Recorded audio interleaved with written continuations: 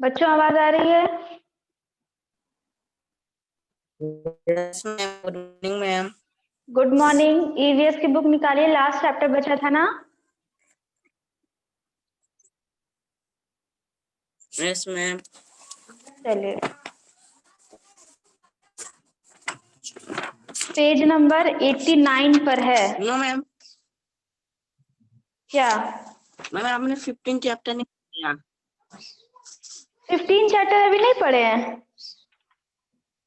No ma'am, space and 14 heavenly पढ़े, bodies नहीं 14। पढ़े हैं अभी? No ma'am. अच्छा अच्छा, चलो ठीक है, निकालो फिर।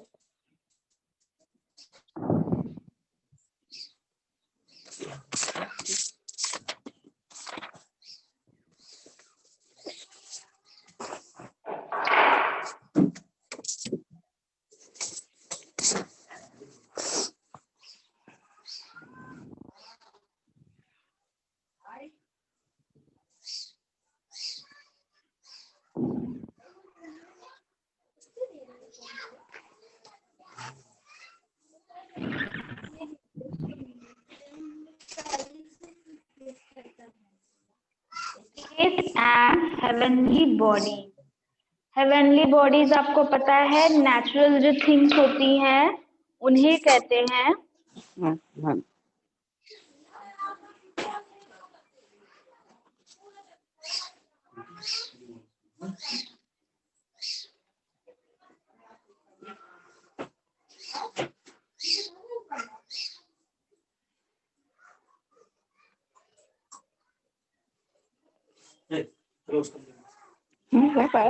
तो स्पेस एंड हेवनली बॉडीज मतलब, स्पेस मतलब जो आसमान में होता है ना ऊपर, जहाँ पे सारे प्लैनेट्स रहते हैं, पूरा सोलर सिस्टम जो है।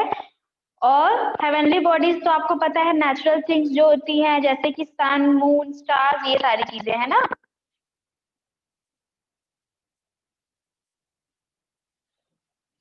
चलिए स्टार्ट करते हैं। We can see many objects and few events, है ना। Few events taking place in the sky. हम लोग देखते हैं आसमान में बहुत सारी ऐसी चीजें, एक कई सारे प्लैनेट्स होते हैं, कई सारी गैसेस होती हैं, और भी बहुत सारी चीजें होती हैं, स्टार्स है ना। कई सारी चीजें होती हैं स्पेस यस के मैम। अंदर, है ना। ऑब्जेक्ट्स होते हैं, सन, मून, सब होता है। Man has always been fascinated. Fascinated मतलब बहुत ही रोमांचकारी या बहुत ही उत्सुक होता है ये जानकर, by the various objects in the sky which makes the universe. और जब हम लोग इसके बारे में पढ़ना शुरू करते हैं, जो यूनिवर्स है, जो ऊपर स्पेस है, उसके बारे में जब हम लोग जानना शुरू करते हैं, पढ़ना शुरू करते हैं, तो और ज्यादा फैसिनेटेड होते हैं, और ज्यादा इच्छा जागती है इसको समझने की और जानने की। All heavenly bodies in the universe attract each other by force of gravitation। Gravity आपको पता है, तो ग्रेविटी जो होती है वो कई सारी, जो स्पेस में भी कई सारी जो हेवनली बॉडीज होती हैं उनको भी एक दूसरे से कनेक्ट करती है, अट्रैक्ट करती है। जैसे the closer of two bodies greater is the force of gravitation acting between them. जितनी पास में, जितना पास, जितना करीब होंगे एक दूसरे से हेवनली बॉडीज, उतना ज्यादा वो लोग एक दूसरे से कनेक्ट कर पाएंगे, एक दूसरे की तरफ खींच पाएंगे। अगर आप लोग किसी ऐसी बुक, कोई ऐसी बुक खरीदते हैं जिसमें पूरा स्पेस के बारे में, यूनिवर्स के बारे में, प्लैनेट्स के बारे में उसमें पूरा दिया हुआ हो, उसको जब आप पढ़ेंगे, तब आप जब उसके स्पेस के बारे में जानने लगोगे तो और ज्यादा फैसिनेट हो जाओगे, और मन करेगा कि हम इसके बारे में और जान ले, और जान ले। तो वही होता है फैसिनेटेड होना। This force of gravitation cause the planet to move around the sun. और हमने आपको उस दिन भी बताया था कि जब कई सारे प्लैनेट्स हैं जो सन के आसपास है ना, तो जब ग्रेविटेशनल फोर्स होती है, तो ये जो मैम। प्लैनेट होते हैं ये सन के अराउंड चक्कर काटने लगते हैं ग्रेविटेशनल फोर्स की वजह से। Good morning ma'am. अब आते हैं हम लोग, गुड मॉर्निंग, अब आते हैं हम लोग सोलर सिस्टम पर। सोलर सिस्टम क्या है? द सोलर सिस्टम ईवीएस का चैप्टर नंबर 15 है, टाइम पर आया करिए बेटा। तो सोलर सिस्टम देखिए क्या है। The solar system consist of the sun. Solar system में क्या होता है? सन होता है, its light, its 8 planets and their moon. और हमारे पास क्या होते हैं सोलर सिस्टम में? 8 प्लैनेट्स हैं, हम लोग उस दिन पढ़ चुके हैं, और उनका मून होता है, चांद होता है ना। The solar system forms a tiny part of galaxy called the Milky Way। और जहां पर ये सारे प्लैनेट, सारी हेवनली बॉडीज सब सोलर सिस्टम में आकर रहते हैं, उस जगह को क्या कहते हैं हम लोग? मिल्की वे कहते हैं ना, इसको हिंदी में आकाश गंगा भी कहते हैं, है ना। Yes ma'am. The 8 planets are, कौन कौन से हैं 8 प्लैनेट? बताइए Harsh. Mercury, Venus, Earth, Jupiter, Saturn, Uranus and Neptune.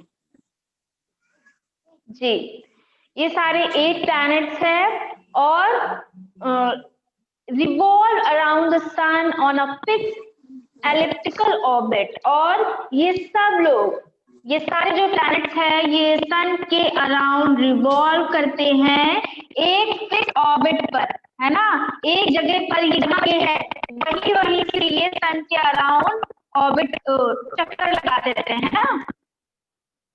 ये है आपका सन, और ये सारे जो मरकरी, वीनस, जो जितने सारे प्लैनेट्स हैं, ये सब अर्थ का, सॉरी सन का चक्कर लगाते हैं अपनी ही एक्सिस पर। फिर the planet like objects made of lumps of rocks are called asteroids or minor planets orbiting mainly around the Mars and Jupiter।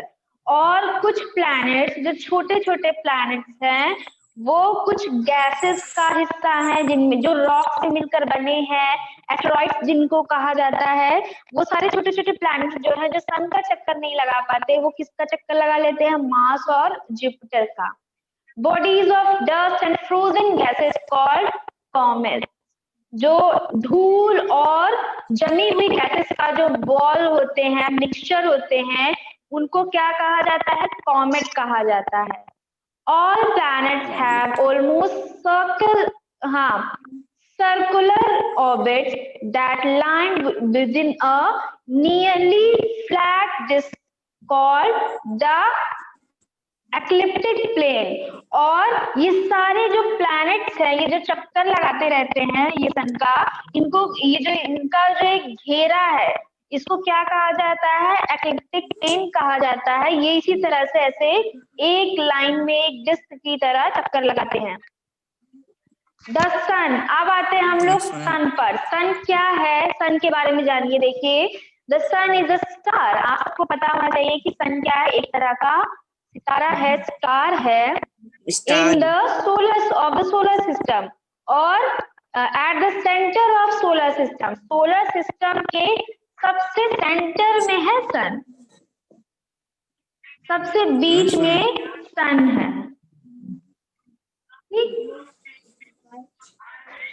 Its 8 planets and their moons, the solar system forms a tiny part of galaxy called, नहीं sorry, it almost spherical and consists of hot plasma। और ये spherical है और इसके अंदर hot plasma है, बहुत सारी गर्म गैसेस हैं। It has a diameter of about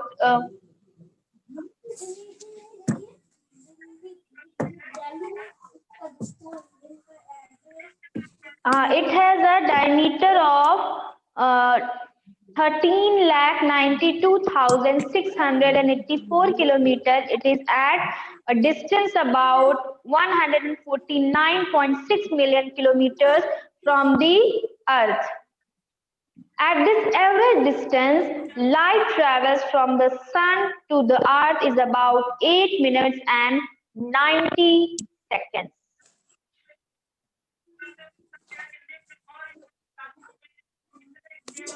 19 है, हाँ 19 Yes, ma'am. सेकेंड।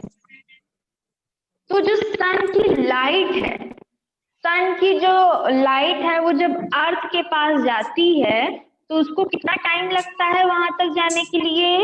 8 मिनट्स, है ना, Yes, ma'am. और 19 सेकेंड्स। सन की लाइट हमारे अर्थ पर आते आते 8 मिनट और 19 सेकेंड्स हो जाते हैं, ठीक।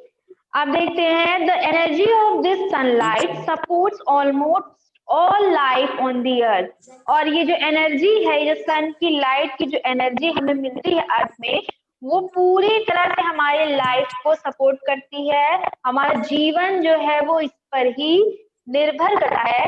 The sun has a thin sunlight supports almost life. हाँ, द सन, हाँ, the sun has a thin pair of air around it called corona. हाँ, तो इसको कोरोना कहा गया है। It is made of hydrogen and helium gases, और ये हाइड्रोजन और हीलियम गैस से मिलकर बना है। Hydrogen gas keep changing into helium. Hydrogen gas जो है वो हमेशा हीलियम गैस में चेंज होती रहती है। This process results in the emission of light and heat, और इसी से हमें लाइट और हीट मिलती रहती है। अब आते हैं प्लैनेट्स पर। प्लैनेट्स आपको पता है हमारा अर्थ भी एक प्लैनेट है। A planet is the second largest space object in the solar system. The planets revolve around the sun in fixed elliptical orbits. They reflect the light of the sun. आपको पता है कि जितने भी सारे प्लैनेट्स हैं वो सब सन के अराउंड इर्द गिर्द वो लोग ऑर्बिट करते रहते हैं अपने ही एक्सिस पर, और उनको सन की जो लाइट है, सन ही एक ऐसा स्टार है जो बहुत ज्यादा लाइट प्रोड्यूस करता है, तो उससे दूसरे जो प्लैनेट्स हैं उनको भी लाइट मिलती रहती है, जैसे कि हमारी अर्थ को मिलती है। 8 planets have been discovered in our solar system. हमारे सोलर सिस्टम में टोटल 8 प्लैनेट डिस्कवर किए गए हैं। The Mercury, Venus, Earth and Mars are the planets closer to the sun. तो मरकरी, वीनस, अर्थ और मार्स जो है ये सन से सबसे ज्यादा करीब है। They are called the inner planets. इनको इनर प्लैनेट कहा गया। ये एकदम सन के पास है, सन से ज्यादा दूर नहीं है, तो इनको इनर प्लैनेट कहा गया है। The inner planets are made up of mostly rock. हाँ, तो जो इनर प्लैनेट्स है ज्यादातर ये पत्थरों से, रॉक से मिलकर बने हैं। आप किसी प्लैनेट पर चले जाएंगे या जब आप देखते हैं एस्ट्रोनॉमर जो है वो जाते हैं ऊपर, तो उनको क्या दिखाई देता है? वहां पे रॉक्स दिखाई देते हैं, पत्थर दिखाई देते हैं। The Jupiter, Saturn, Uranus and Neptune are the outer planets. These planets are large ball of gases with the rings around them. और जो दूसरे हैं जुपिटर, जो दूसरे प्लैनेट्स हैं यूरेनस और ये सारे, तो इनके आसपास एक रिंग जैसा है, ये इनके इर्द गिर्द रिंग बनी हुई है। हाँ, जो कि गैसेस से मिलकर बने होते हैं। ये सारे प्लैनेट्स जो है ये गैसेस का मिक्सचर होते हैं, ठीक। These planets are large ball of gases. इनके अंदर बहुत सारी गैसेस और ये बड़े बड़े बॉल की तरह होते हैं, ठीक। अब आते हैं अर्थ पर, जिसमें तो अर्थ ही एक ऐसा अनोखा और प्यारा प्लैनेट है जहां पर लाइफ है, जहां पर इंसान रहते हैं, बाकी और किसी भी प्लैनेट पर नहीं रहते। The earth is the third planet from the sun. तो अर्थ के का जो नंबर है वो सन के पास थर्ड है, वो तीसरे नंबर पे आता है planet. Sun and the densest and the fifth largest of the 8 planets in the solar system, और पूरे 8 में से 5वें नंबर पे आता है लार्जेस्ट में, ठीक। It is sometimes referred as the blue planet because it looks blue from the space due to the presence of water. और कभी-कभी आप इसको स्पेस में, जहाँ पे सारे प्लैनेट, जहाँ पे एस्ट्रोनॉमर लोग जाते हैं ऊपर देखते हैं, वहां से आप अर्थ को देखेंगे तो ये आपको ब्लू कलर का दिखाई देता है, क्योंकि यहाँ पर बहुत ज्यादा पानी है ना। The Earth was formed approximately 1.54 billion years ago, and life appeared on its surface within 1 billion years. 1 billion years में यहाँ पर जीवन आया है. Looking at the interior structure of the Earth from a cross-sectional point of view, we can definitely we can identify three main parts. अगर हम अर्थ के अंदर का जो हिस्सा है, अर्थ को अगर अंदर से हम लोग देखते हैं तो इसको हम लोग 3 पार्ट्स में डिवाइड कर सकते हैं. 3 इसमें ऐसे हिस्से हैं जो जानने वाले हैं. पहला क्या है? कोर है, दूसरा मैंटल है, तीसरा क्रस्ट है. कोर क्या है? It is the very center of the earth and is subject to extreme temperature and pressure. The inner core is solid and made up of orange and nickel metal, while outer core is semi-liquid molten iron metal. तो core जो होता है ये सबसे बीच का, सबसे centre का हिस्सा है. इसके भी 2 पार्ट्स हैं और इसके अंदर क्या होता है? ये आयरन का बना होता है, बड़ा ठोस होता है. नेक्स्ट देखिए क्या है? मैंटल. मैंटल क्या है? The mantle is made up of rock materials and sandwich between the core and crust. जो मैंटल होता है वो कोर और क्रस्ट के बीच में सैंडविच होता है, यानी कि दबा हुआ होता है. It consist of mainly solid rocks. ये क्या क्या होता है? इसमें सॉलिड ही होता है, इसमें भी रॉक होता है. But upper mantle is actually a layer of semi liquid molten rock. और लेकिन जो ऊपर का जो हिस्सा होता है मैंटल का, वो लिक्विड रॉक से बना होता है, जिसको मैग्मा कहते हैं. मैग्मा के बारे में भी आप पढ़ेंगे आगे चल के. This magma flow slowly underneath the crust. और ये जो लिक्विडी मैग्मा है ये धीरे धीरे क्रस्ट में फैलता रहता है. नेक्स्ट जो लास्ट पार्ट है वो क्या है? Crust. It is relatively thin outermost layer of rocks that floats above the mantle. ये mantle के ऊपर float करता रहता है. क्या? क्रस्ट. और ये भी रॉक का सबसे ऊपरी पार्ट होता है. It is made up of solid rock. ये भी सॉलिड से ही बना हुआ है, which are divided into the continental and oceanic plates. और ये कॉन्टिनेंटल और उष्णिक प्लेट्स में बटा हुआ है.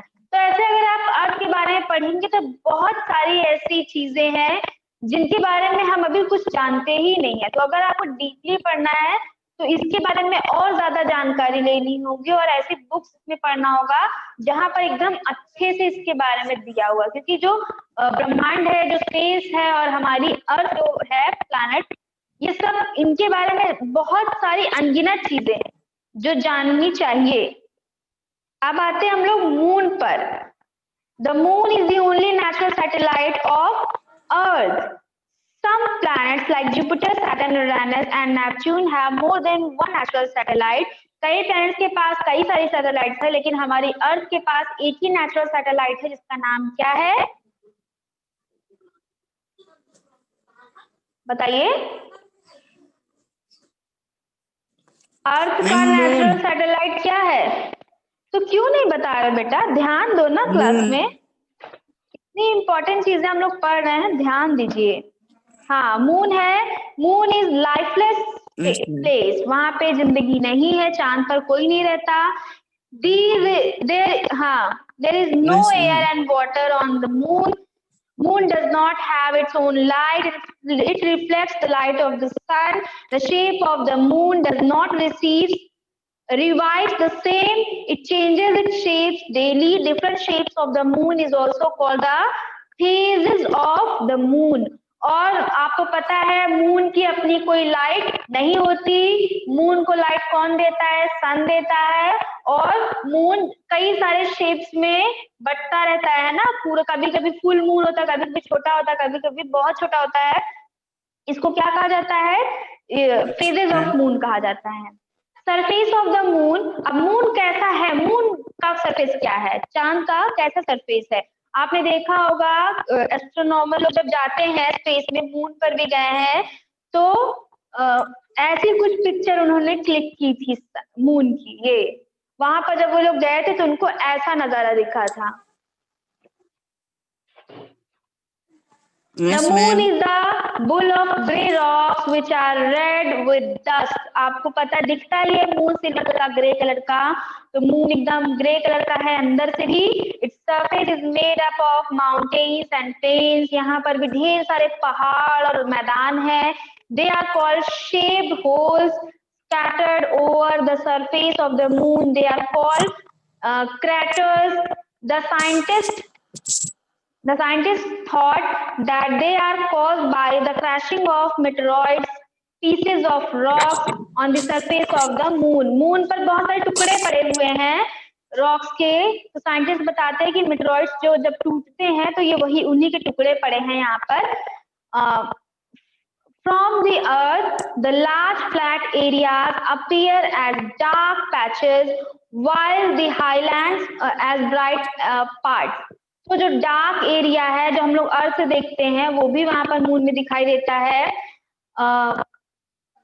हाँ, due to absence of the atmosphere, the surface of the moon becomes extremely hot during day and extremely cold during night. और जो एटमॉस्फेयर वहां पे है ही नहीं, वातावरण वहां पे है ही नहीं, तो जब रात होती है तो मून एकदम ठंडा हो जाता है और दिन में सूरज की वजह से वो एकदम गर्म हो जाता है. There is neither sound nor wind to stir and dust. वहां पे कोई भी आवाज नहीं है, ना तो कोई हवा है जिससे धूल उड़े. Without air and water, no life can exist on the moon. वहां पर पानी नहीं, हवा नहीं है, तो जीवन है ही नहीं. So the moon is a still, barren, lifeless place. तो एकदम बंजर सा, एकदम जीवन के बिना का कोई प्लैनेट है वो मून. Stars क्या है? A star is a huge ball of gases which gives out heat and light energy. Stars differ greatly in their sizes. Some stars are small while others are very big. These appear so small because they are very far from the earth. The sun is the nearest star from the earth. सन भी एक तरह का star है, आपको हमने बताया है कई बार, तो वो हमें इतना बड़ा इसीलिए दिखाई देता है क्योंकि वो बहुत करीब है अर्थ के. लेकिन जो दूसरे स्टार जो छोटे छोटे दिखाई देते हैं हमको, वो भी बिल्कुल सन की ही तरह है, गैसेस से मिलकर बने हैं, हॉट है, हीट है उसके अंदर, लेकिन वो इतने छोटे दिखाई देते हैं क्योंकि वो बहुत ही ज्यादा दूर है. नेक्स्ट है कॉन्स्टलेशन है. A group of stars with a definite pattern is called constellation. There are total 88 constellations. Most of these were named in ancient times. Each constellation has a particular pattern. Ursa Major of Great Bear, Orion और Hunter are some of the constellation. आपने देखा होगा सितारों की आकृतियां बनी होती है ना, सितारों की ऐसे ऐसे कोई कोई आकृति बनी होती है, तो इन आकृतियों को कॉन्स्टलेशन कहा जाता है. और पुराने समय में इनके बहुत सारे नाम रखे गए थे, जैसे ग्रेट बियर, ओरियन, हंटर, ऐसे करके. ठीक, अब देखते हैं आर्टिफिशियल सैटेलाइट क्या है. अभी हमने नेचुरल सैटेलाइट पढ़ा, मून है हमारे नेचुरल सैटेलाइट, और दूसरे प्लैनेट्स के पास और अपनी दूसरी दूसरी नेचुरल सैटेलाइट्स हैं. लेकिन हमने इंसानों ने कई सारी नेचुरल मैन मेड सैटेलाइट बनाई हैं, तो उन्हें आर्टिफिशियल सैटेलाइट कहा जाता है. सैटेलाइट का काम क्या होता है? सूचनाएं देना. स्पेस से अर्थ तक जो नेटवर्क होता है वो सैटेलाइट के थ्रू ही लगाया जाता है. देखते हैं artificial satellite are man made objects which revolve around the earth just as moon does. तो आर्टिफिशियल सैटेलाइट जो है वो भी अर्थ के इर्द गिर्द चक्कर काटती रहती हैं. क्यों? क्योंकि दूसरी जो कंट्रीज हैं, दूसरी जो जगह है, दूसरी जो चीजें हैं, प्लैनेट्स हैं, उनके बारे में क्या क्या चीजें हो रही हैं वो हमें इन्फॉर्म करती हैं सैटेलाइट्स हमारी. Artificial satellites reflect the sun's light and can be clearly seen in the night sky. The space age began in 1957 when the first man-made satellite Sputnik 1 was launched to orbit into the space by Russian scientists. तो Russian scientist ने सबसे पहले 1957 में एक पहला satellite ऊपर space में भेजा था जिसका नाम क्या था? Sputnik 1. Since then, thousands of satellites have been sent into space. उसके बाद से हजारों सैटेलाइट अर्थ से स्पेस में भेजी जाने लगी. Valentina Tereshkova of Russia was the first woman to go into the space? Valentina Tereshkova जो एक महिला है, लेडी है, वो पहली ऐसी लेडी थी जो स्पेस में गई, और वो कहाँ की थी? रशिया की थी। On 3rd April 1984, squadron leader Rakesh Sharma became India's first man to go into the space। और 3 अप्रैल 1984 को squadron leader mister Rakesh Sharma, जो पहले भारतीय थे, इंडियन थे, जो स्पेस में गए थे। ये सब इंपॉर्टेंट बातें बच्चों याद रखिएगा। आर्यभट्टा क्या है? Launch in 1975, was the first Indian satellite। हमारा सबसे पहला इंडियन सैटेलाइट कौन सा था? Aryabhata. Bhaskara, Rohini, Apple, INSAT 1A, INSAT 2B, INSAT 2C, INSAT 3B, ये सारे जो इनसेट और है आर द इंडियन सैटेलाइट। इन सब का नाम क्या है? इंडियन सैटेलाइट है ना? ये सारे इंडियन सैटेलाइट के नाम है, रोहिणी, एप्पल, इनसेट 2B, ये सारे जो है। ठीक। इन अप्रैल 2008 India launch CARTOSAT-2A is more sensing satellite into the space। तो कार्टोसैट 2A करके एक सैटेलाइट इंडिया ने भेजी, कब? 2008 में। तो वो सबसे ज्यादा सेंस करती है, सबसे ज्यादा बहुत जल्दी से सूचनाएं पहुंचाती है हमें। अब यूजेस ऑफ आर्टिफिशियल सैटेलाइट, क्या क्या यूज हम कर सकते हैं सैटेलाइट्स का? An artificial satellite is one of the most useful thing of mankind। मानव के इतिहास की सबसे ज्यादा अगर कोई यूजफुल चीज है तो वो सैटेलाइट्स हैं, जो आर्टिफिशियल हमने बनाई हैं। Different kinds of artificial satellites are designed for different purposes। तरह तरह की सैटेलाइट जो बनाई गई हैं वो तरह तरह के कामों के लिए बनाई गई हैं। कम्युनिकेशन सैटेलाइट, नेविगेशन सैटेलाइट और अर्थ ऑब्जर्विंग सैटेलाइट। अब कम्युनिकेशन सैटेलाइट क्या है? कम्युनिकेशन से आपको पता है, कम्युनिकेशन का मतलब होता है बातचीत करना। तो कम्युनिकेशन सैटेलाइट कैसे काम करती है? Send telephone, television and other electronic signal to and from different places on the earth. तो जो कम्युनिकेशन सैटेलाइट है वो बातचीत करने के लिए, टेलीफोन से, टेलीविजन से, ये सब चीजों से आवाजें भेजने के लिए और बातचीत करने के लिए, मैसेजेस करने के लिए हमें सिग्नल देता है। नेविगेशन सैटेलाइट क्या है? Send messages from one country to another, from the land to an aircraft और टू अ शिप। अब एयरक्राफ्ट, नेविगेशन सैटेलाइट होता है जब आसमान में जो एरोप्लेन चलता है या कोई भी फाइटर प्लेन चलता है तो उससे जो मैसेजेस होते हैं वो नीचे अब तक भेजने में मदद करता है। They determine the exact location, the land to an aircraft or to a ship। They determine which help people who travel in remote places। तो जो प्लेन में चलते रहते हैं लोग, उनको एग्जैक्ट लोकेशन बताने के लिए नेविगेशन सैटेलाइट बहुत मदद करता है। Weather satellite help to study weather and forecast the weather. और यही सैटेलाइट जो है नेविगेशन वाला, ये वेदर सैटेलाइट के लिए भी बहुत काम करता है। हमें मौसम की जानकारी जो मिलती है वो इसी से मिलती है। द सैटेलाइट्स टेक पिक्चर्स और मूवमेंट्स ऑफ क्लाउड्स। ये लोग जो सैटेलाइट होते हैं ये बादलों की और मौसम की पिक्चर्स लेते हैं। They have special infrared cameras which take photographs of near waves given off by the earth. और इनके पास ऐसे ऐसे कैमरास होते हैं जिनसे बहुत अच्छे से फोटोज क्लिक हो जाती हैं। अर्थ ऑब्जर्विंग, अब अर्थ को ऑब्जर्व करने वाला सैटेलाइट क्या काम करता है? Satellites take the photographs of the earth. They help to locate mineral deposits, fresh water supplies and new areas where food can be grown. ये हमको मदद करता है ये जानने में कि कहाँ कहाँ पर फ्रेश वाटर सप्लाई है, कहाँ कहाँ की अर्थ कैसी है, कहाँ कहाँ की जमीन कैसी है, तो वहां पे फसलें कैसे उगाई जा सकती हैं, क्या काम किया जा सकता है उसके बारे में। They also have to identify the sources of pollution and it effect, जो पोल्यूशन को जो नापते हैं, आपने सुना होगा दिल्ली में पोल्यूशन का स्तर इतना है, ये है वो है, तो इनको नापने के लिए भी सैटेलाइट्स का ही यूज किया जाता है। मिलिट्री सैटेलाइट्स और spy satellites can detect the launch of missiles etcetera. Military satellites क्या होती हैं, जो कि जो लॉन्च होती मिसाइलें, उनके बारे में सूचना देती, उनको सिग्नल पहुंचाती है मिसाइल्स को। ठीक, तो ये सारी जो चीजें हैं सैटेलाइट्स के बारे में बहुत ही इंपॉर्टेंट है। सैटेलाइट जो है वो हमें कितनी तरह की जानकारियां देता है, जिसके थ्रू हम लोग कितने बहुत ज्यादा सजग रह सकते हैं ना।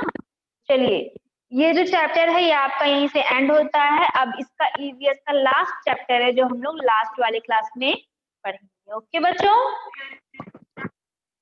Yes, ma'am. चलिए, thank you, bye bye. Thank you, ma'am.